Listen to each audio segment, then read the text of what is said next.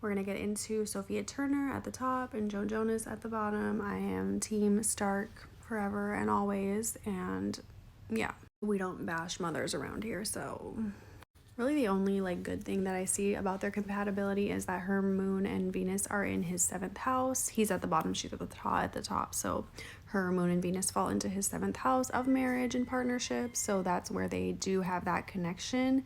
And her moon is trine to his sun in Leo, which is like whatever, not a huge positive thing. Sun compatibility in astrology is not really a super important factor. It's more about that moon and Venus and Mars, and his moon is in Aquarius, her moon is in Aries, which I've said before is a good connection, but a lot of times it's for friends because they will be able to like have fun, kind of rebel, explore, experience things together, but it's not like an emotionally like very actually supportive act because they both have such a strong need for independence and creativity. Pisces and Leo are like the most creative signs, so to have his sun in Leo, her sun in Pisces, they both have to be creating and have to be building their own thing. So you have to sacrifice for the other person. And Pisces are definitely more sacrificial, like of themselves for the other person. That could be what has happened in this relationship. She might feel like she's given up a lot more than like she's gotten from him. And he has that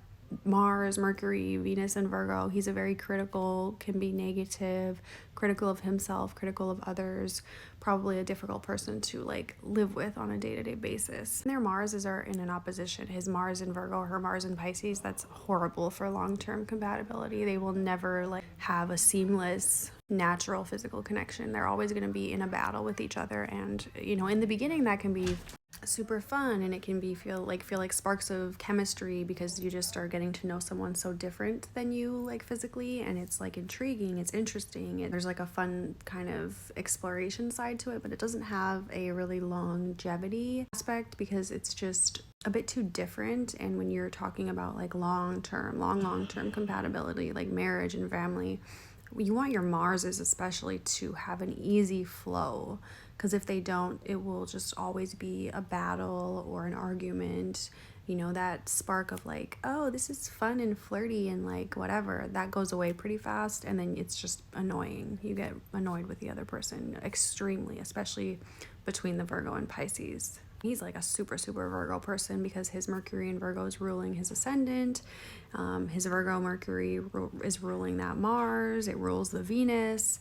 He's very mercurial, very in his head, and very hard on himself at the same time. And women often, their Jupiter will show more of their husband. Her Jupiter is in Capricorn and his Saturn is in Capricorn, literally like right on top of her Jupiter. So he is very much like restricting her and holding her back, especially within her career. He doesn't like approve of some of the things maybe that she wants to do in her career, or things that opportunities that she's been giving, blessings that come to her. He might feel jealous or just feel like he doesn't approve of like those types of things.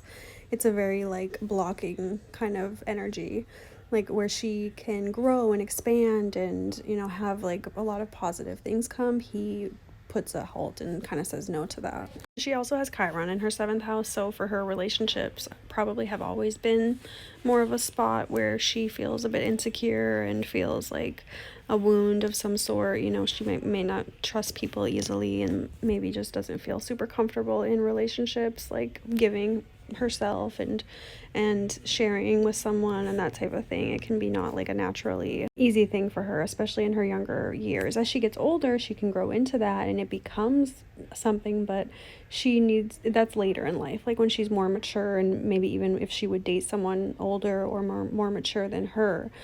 Jonas is like not meeting that. He's not the vibe for that. So I think she'll have success in relationships like later on the line if she gets with somebody who is more mature and kind of supports her and the things that she wants to do, and her dreams and her creativity is less threatened by her.